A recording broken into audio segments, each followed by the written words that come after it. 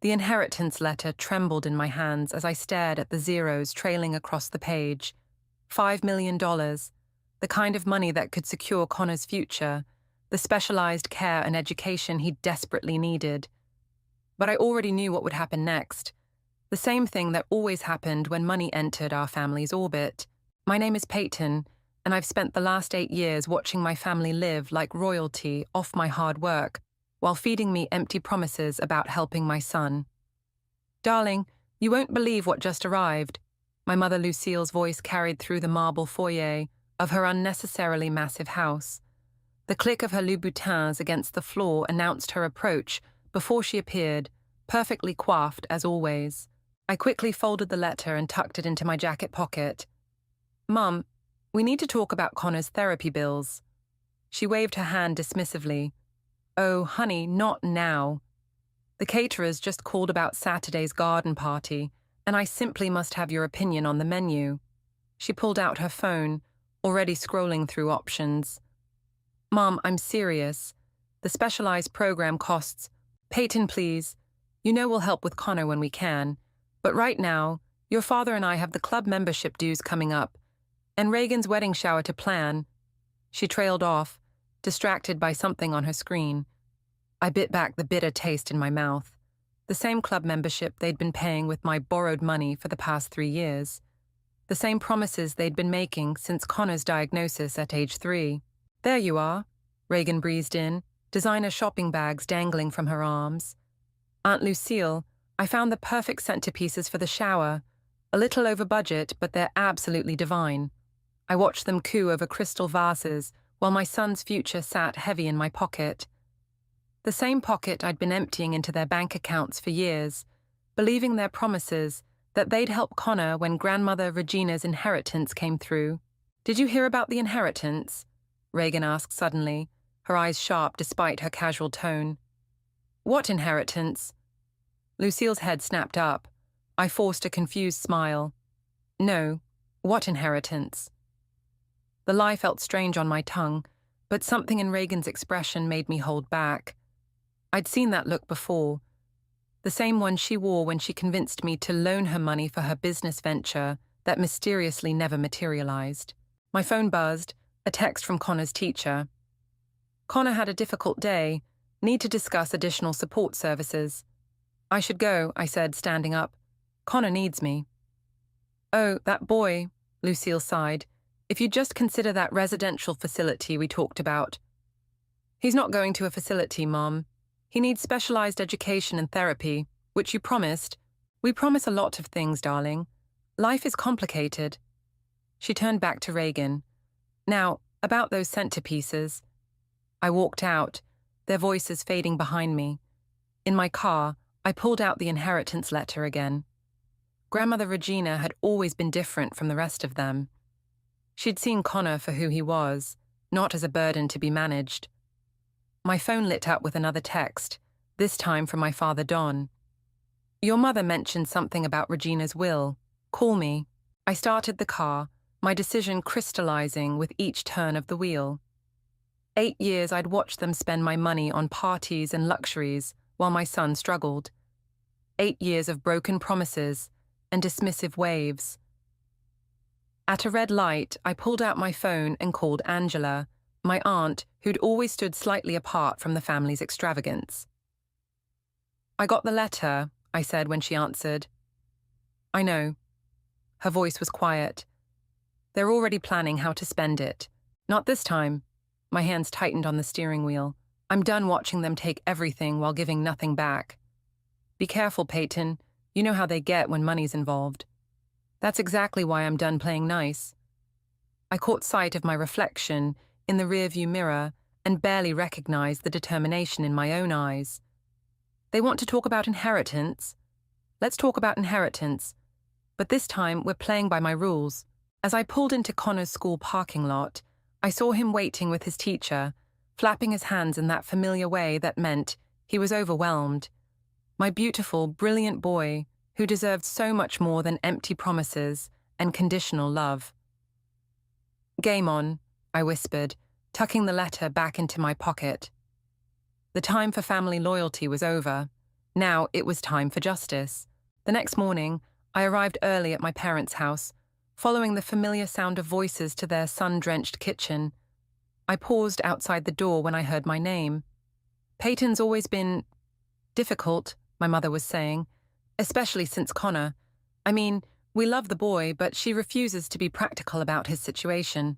Have you seen the cost of those special schools she keeps talking about? Reagan's voice dripped with false concern. It would drain the inheritance in no time. I pressed myself against the wall, my heart hammering. They didn't know I was there yet. Regina always had a soft spot for her, my father added, but we can't let Peyton waste millions on, well, on my son. I stepped into the kitchen, making them all jump. Please finish that sentence, Dad. The silence was deafening. My mother recovered first, smoothing her silk blouse. Darling, we were just discussing. I heard exactly what you were discussing. I pulled out the inheritance letter and slapped it on the marble counter. And now we're going to discuss this. Reagan's eyes widened, darting between me and the letter. My mother snatched it up, her perfectly manicured nails crinkling the paper. $5 million, she breathed, then quickly composed herself. Well, of course, your grandmother meant this for the whole family. We'll need to discuss the most responsible way to... No. The word came out sharp enough to make her flinch. We won't, because there's nothing to discuss. The letter is addressed to me. But surely you understand, Reagan leaned forward, her voice honey-sweet, that Aunt Regina would want us to use this wisely. Those special needs programs you're looking at, they're so experimental, so uncertain. My phone buzzed. A video message from Connor's morning aide, my son beaming as he successfully completed his morning routine independently for the first time. The contrast between his pure joy and this room full of vipers made my chest ache. Uncertain? I held up my phone, playing the video. Look at him. Look at what he can do with just a little support. The support you all promised to help provide. Peyton, my father stepped forward. Be reasonable. We're family. Family? I laughed, and the sound was bitter even to my own ears.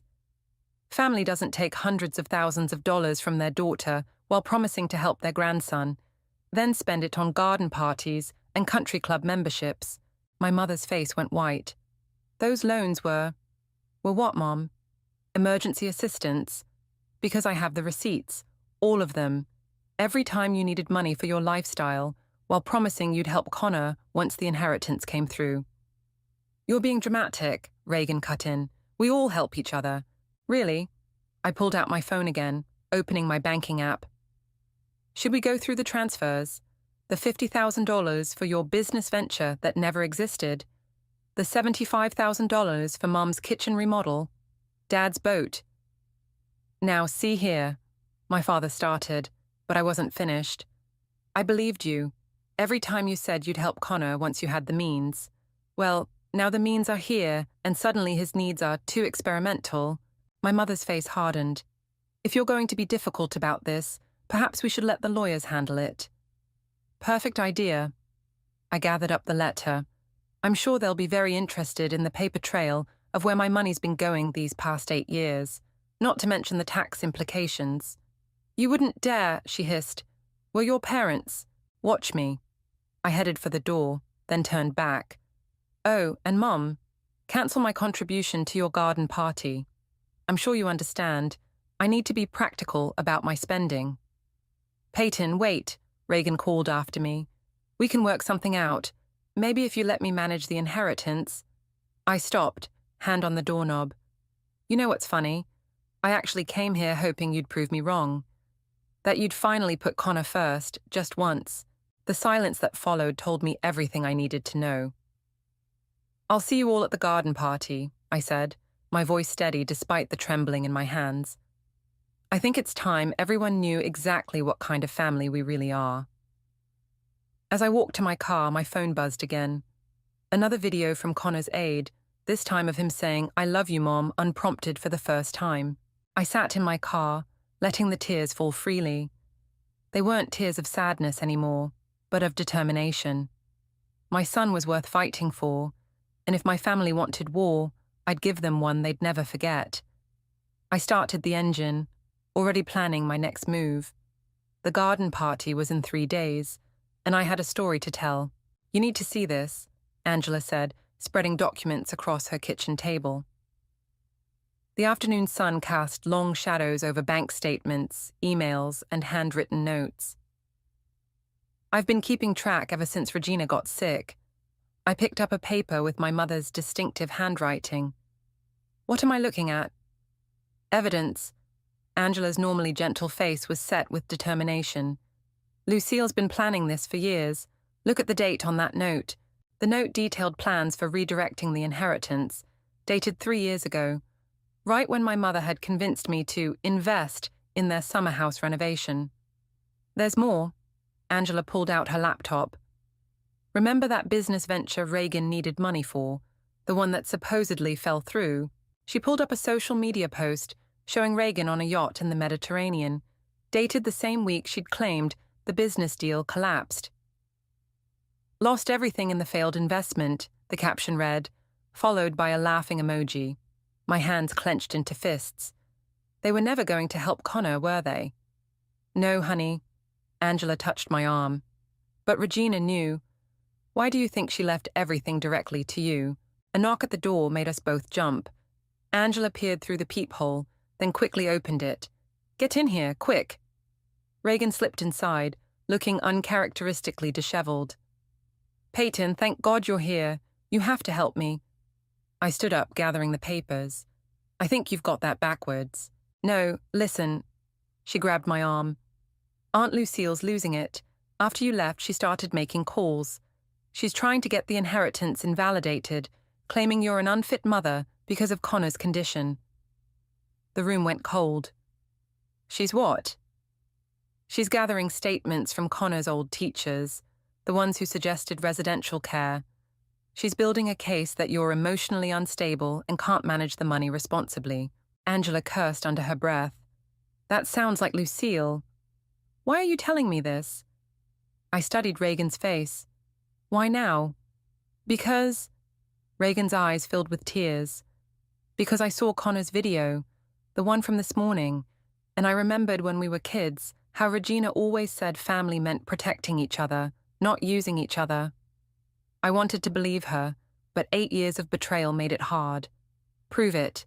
She pulled out her phone, hands shaking. "I recorded Mom and Aunt Lucille talking about their plans, about all of it, the money they took from you, the lies about helping Connor, everything." The recording played, my mother's voice crystal clear. "Once we get control of the inheritance, we'll put that boy somewhere he can get proper care, and Peyton can finally stop this ridiculous crusade." My father's voice. "But the money she loaned us—" "We'll call them gifts," my mother replied. "She has no proof otherwise. Who would believe her over us?" I stopped the recording, feeling sick. "When was this?" "An hour ago." Reagan looked at her feet. "I'm sorry, Peyton. I knew what they were doing was wrong, but I never thought they'd go this far." Angela was already at her desk, pulling out more files. "I have copies of every transfer, every promise they made in writing. They can't fight this. They can try." I sat down heavily. "And they might win. You know how influential they are in this town."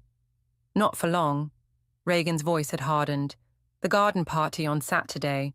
Everyone who matters will be there, including Judge Martinez, who handles family court cases." I looked up sharply.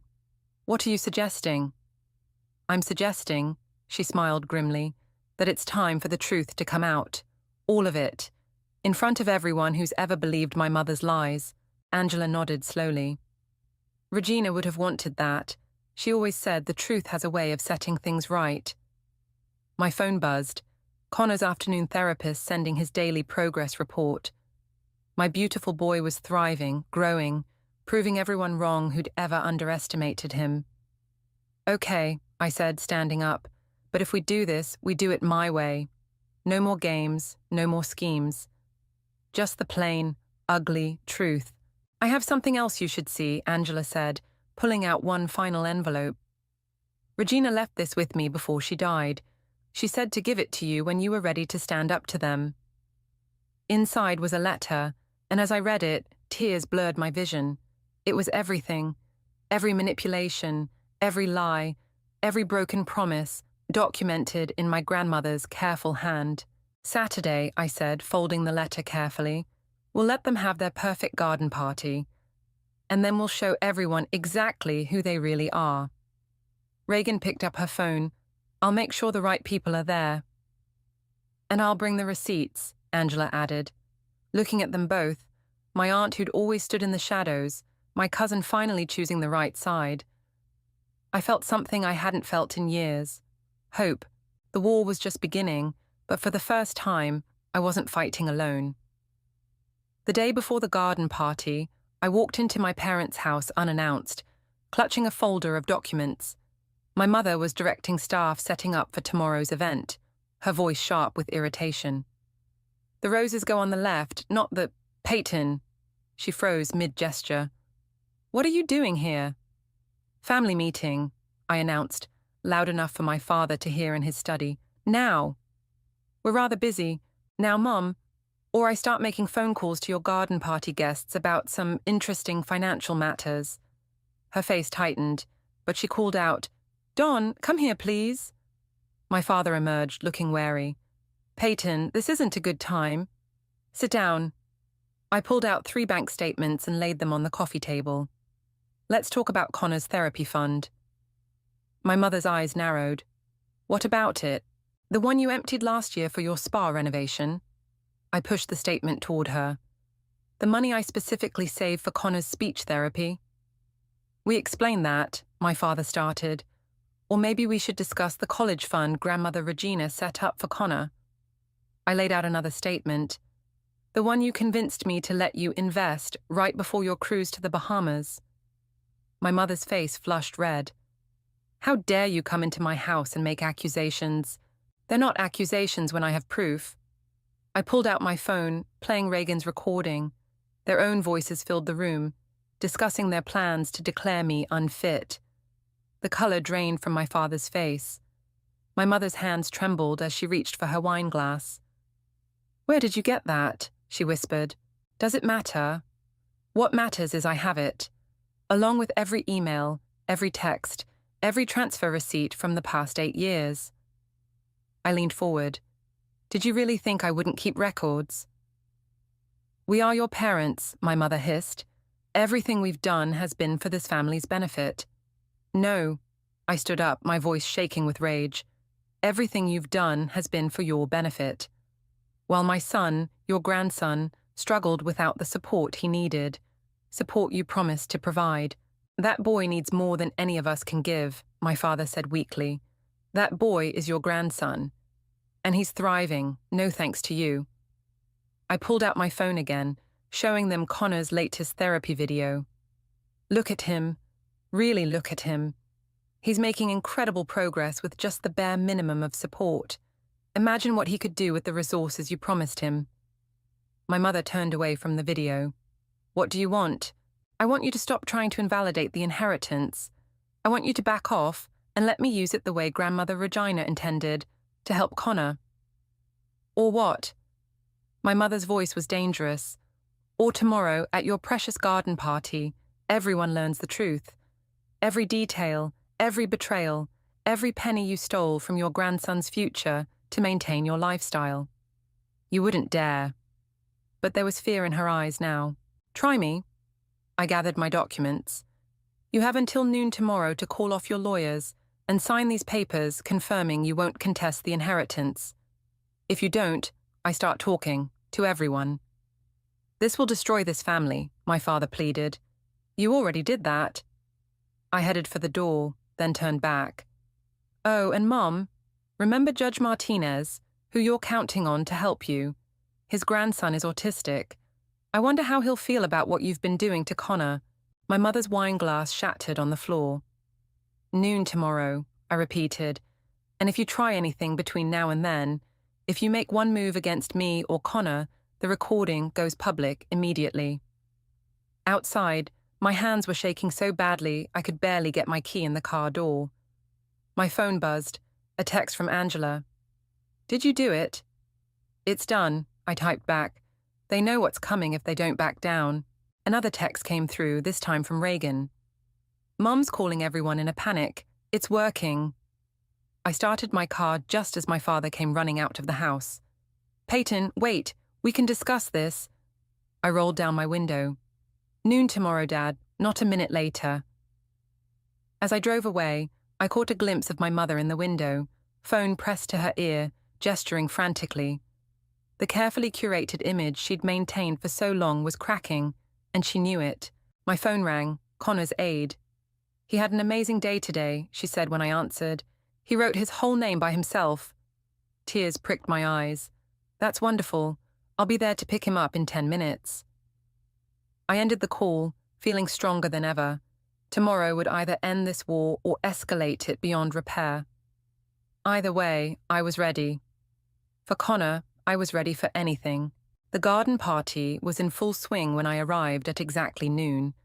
Crystal glasses clinked, string quartet music floated through the air, and my mother's social circle buzzed with their usual self-importance. My mother stood near the rose garden, checking her watch every few seconds. You're late, she snapped when I approached. It's exactly noon. I held up my phone displaying the time. Where are the papers? She glanced nervously at her guests. This isn't the time or place. Then I guess I should go talk to Judge Martinez.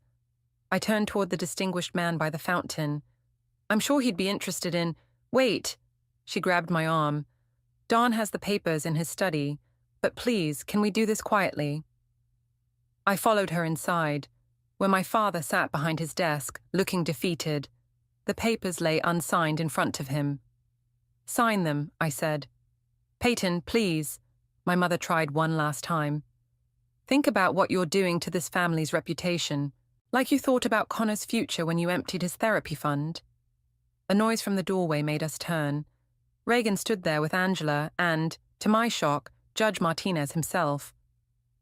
I hope I'm not interrupting, the judge said, his eyes sharp. But Reagan here was just telling me a fascinating story about misappropriated funds meant for autism therapy. My mother's face went pale. This is a private family matter, is it? The judge stepped forward. Because as head of the family court and someone who personally understands the challenges of raising a child with autism, I'm very interested in this situation. My father's pen shook as he quickly signed the papers. My mother looked like she might faint. Now, the judge continued, shall we discuss this in private or would you prefer to address your guests? You planned this, my mother accused, glaring at me. No, Mom, you planned this years ago, when you decided your lifestyle was more important than your grandson's needs. The string quartet music drifted in through the windows, along with the murmur of guests surely wondering where their hostess had gone. Sign the papers, Mom, Reagan said quietly, or I start playing the recording out there. My mother snatched the pen and signed, tears of rage in her eyes. You've ruined everything. Actually, Judge Martinez interjected, I believe you did that yourself. And we're not quite finished. There's the matter of the funds that were, shall we say, misappropriated.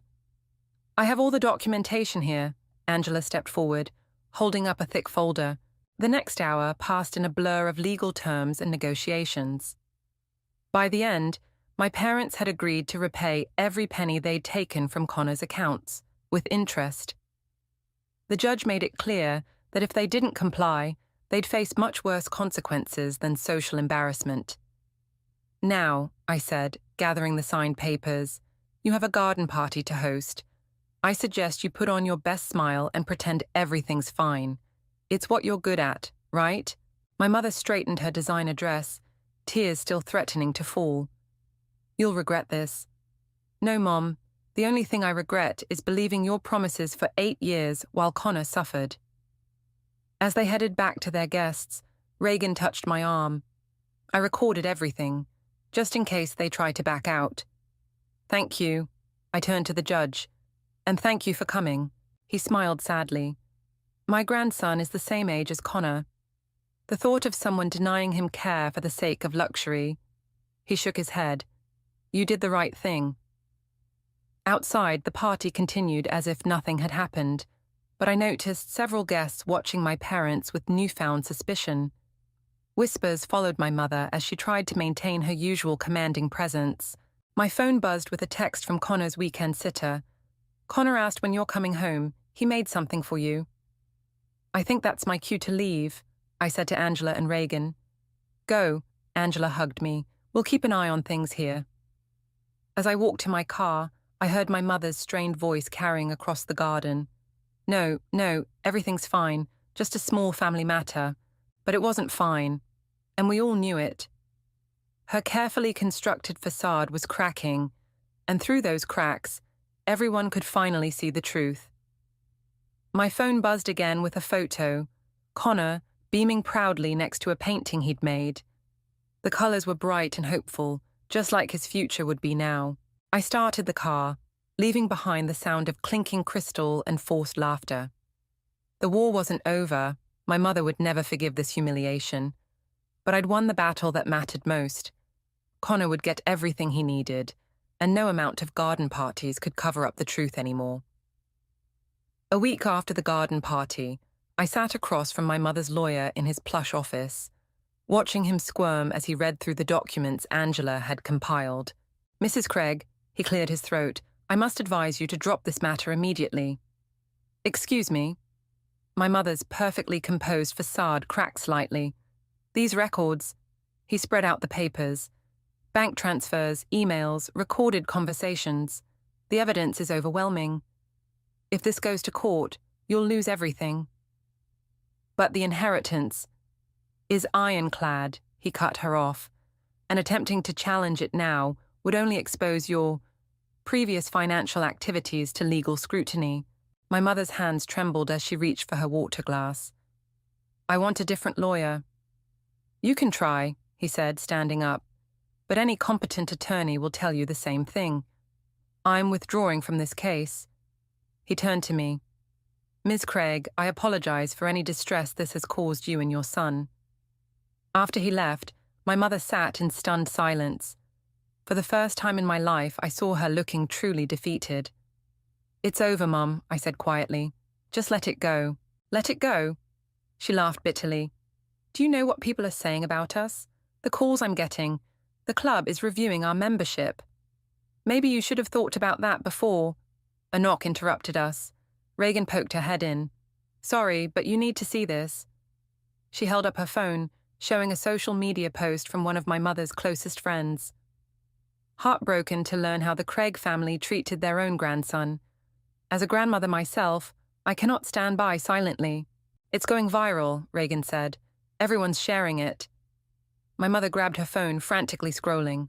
Her face went ashen. They're talking about the truth," I finished for her. "That's what happens when it finally comes out." Her phone started ringing, the country club president's name flashing on the screen. She declined the call with shaking fingers. "What do you want?" she whispered. "Money? Public apology? What will make this stop?" "I want what I've always wanted," I said. "I want you to acknowledge what you did to Connor. I want you to make it right." "How?" "Start by repaying everything you took. Then, maybe consider actually being a grandmother to him." She looked up sharply. "You'd still allow that?" "That depends on you. He's not a burden to be managed or a problem to be solved. He's your grandson, and he's amazing." My phone buzzed. Connor's new specialized teacher sending a video. I played it for them. Connor successfully completing a complex task, his face lighting up with achievement. "This," I said, "is what proper support looks like. This is what your garden parties and club memberships stole from him." Reagan wiped tears from her eyes. "He's incredible." "Yes, he is." I stood up. "So what's it going to be, Mum? Are you ready to be part of his success story, or do you want to keep fighting a battle you've already lost?" She stared at the phone screen, where Connor's video was still playing. For a moment, I saw something crack in her perfect mask, something that looked almost like regret. I don't know how," she admitted quietly.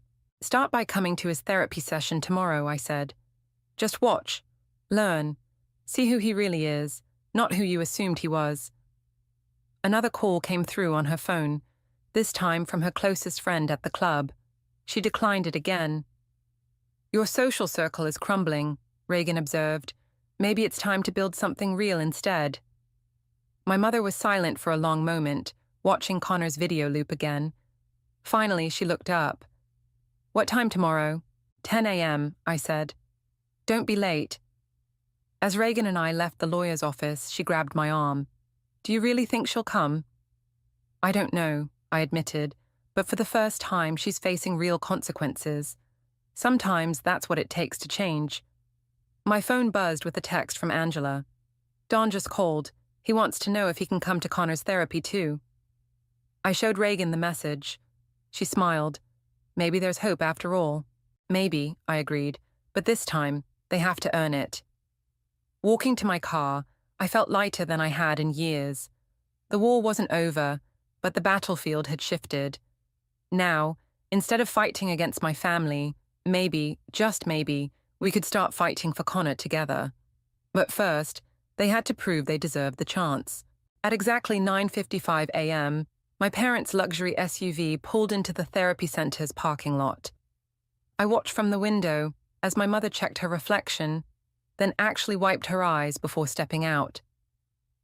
They came. Connor's therapist Sarah whispered beside me. Are you ready for this? No, I admitted, but Connor is.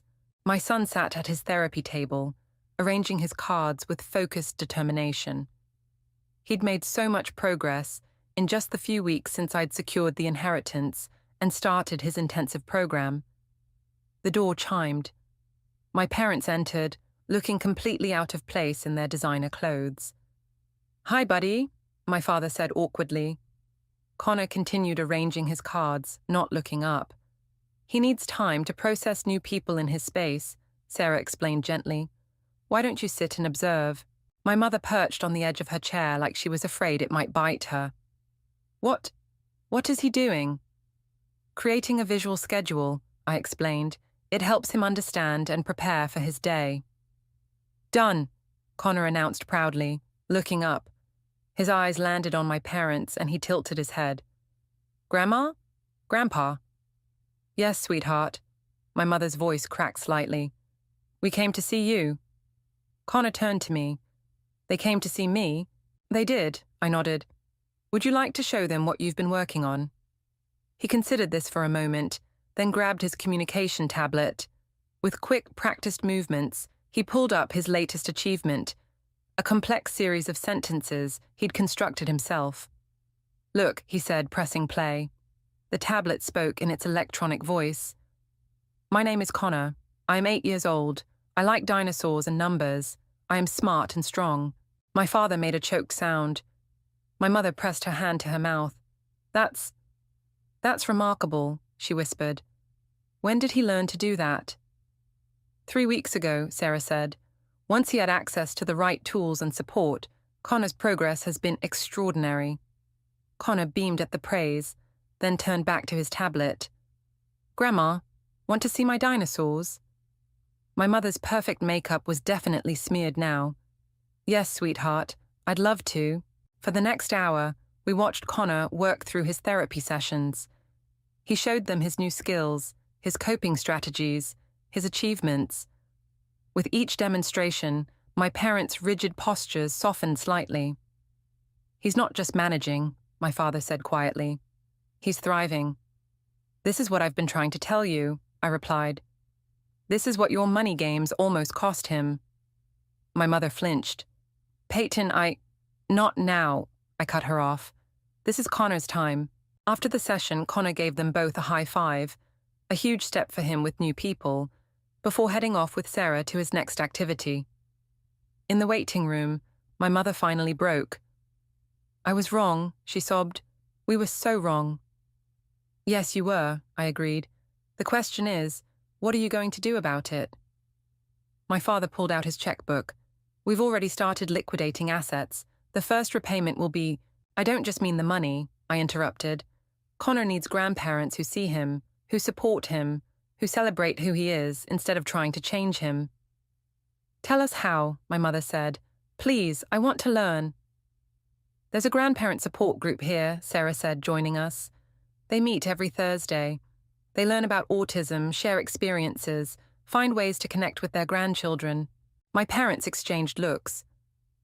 Thursday is our club lunch, my mother said slowly. Then, straightening her shoulders, I'll cancel our membership. Mom! No, she held up her hand. You were right, all of it. The club, the parties, the image, none of it matters. I want to know my grandson, the real Connor, not the Connor I imagined or feared. My father nodded. We both do.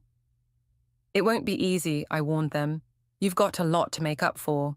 We know, my mother said, but we'd like to try, really try this time. Connor's laugh echoed from the therapy room, that pure, joyful sound that always made my heart soar. My parents turned toward it, and for the first time, I saw something new in their eyes, not pity, not embarrassment, but wonder. Thursday then, I said, don't be late.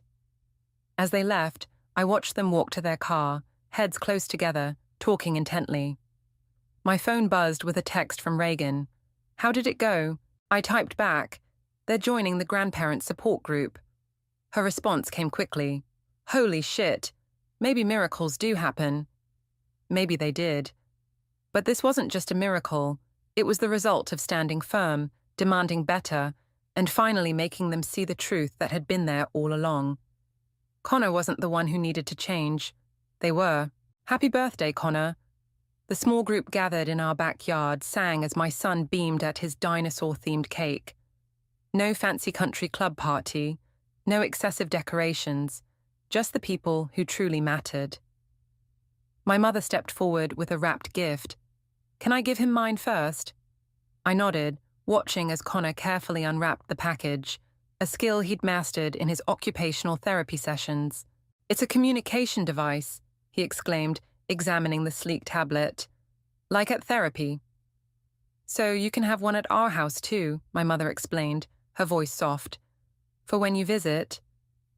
Connor launched himself at her in a rare, spontaneous hug.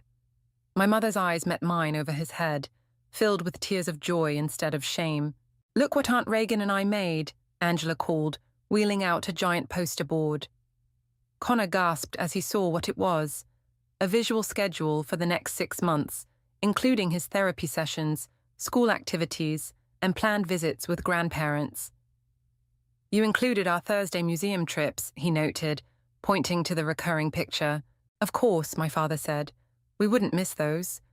He'd been taking Connor to the Natural History Museum every Thursday after his support group meetings, learning to connect with his grandson through their shared love of dinosaurs. Reagan approached me with a thick envelope. Speaking of not missing things, she handed it to Connor. Open it, buddy. Inside were printed screenshots of bank transfers. The final repayments from my parents, with significant interest. But what made me catch my breath was the additional transfer. Reagan's entire inheritance from Regina, signed over to Connor's trust fund. I don't need it, she said quietly. He does, and it's what Regina would have wanted. Reagan, I can't. Yes, you can. Consider it 8 years of aunt duties I need to make up for. A squeal of delight interrupted us. Connor had discovered the small swimming pool we'd installed for his water therapy sessions. Can I try it now? He asked, using his new tablet to form the question perfectly. After cake, I promised. Remember our schedule? He nodded seriously, pointing to the timeline we'd created. Cake first, then swimming, following the plan. My mother touched my arm. Peyton, there's something else we need to tell you. She nodded to my father, who cleared his throat. We've sold the country club membership and the summer house. We're using the money to start a foundation. A foundation? For families like yours, my mother explained, to help provide therapy and support services for children with autism. We're calling it Connor's Bridge. I stared at them, speechless.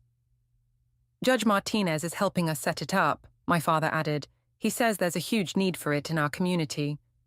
Mom, Dad, we can't undo what we did, my mother said, but we can try to prevent other families from facing the same struggles. Connor's voice cut through the emotion. Cake time now, following the schedule. Everyone laughed, gathering around the table as Connor carefully cut his cake using the adaptive tools Sarah had provided. I watched my son, confident, supported, thriving, surrounded by people who finally saw him for the amazing person he was.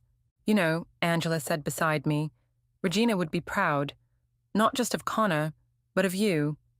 You fought for him when it would have been easier to give in. We all did in the end, I replied, watching Reagan help Connor serve the first slice to my mother, who was actually wearing jeans for the first time in probably decades. More than that, Angela smiled. You helped them become better people. Look at them now. She was right.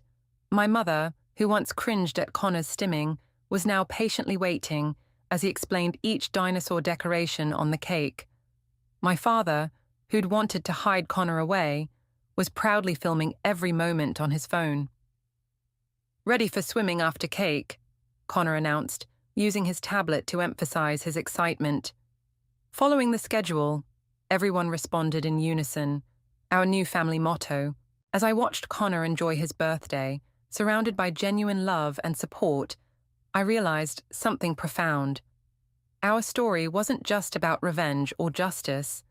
It was about transformation. My parents hadn't just repaid money. They'd rebuilt themselves into the grandparents Connor deserved. Mom, Connor called, holding out a piece of cake. Sit with me? I joined my son, accepting the perfectly cut slice. Around us, our small but mighty family continued celebrating, all pretense and performance stripped away, replaced by something real and precious. We'd lost the facade of a perfect family, but we'd gained something better, a true one, built on understanding, acceptance, and love. Just like Connor's schedule, we were following a new plan now, one that finally put him first.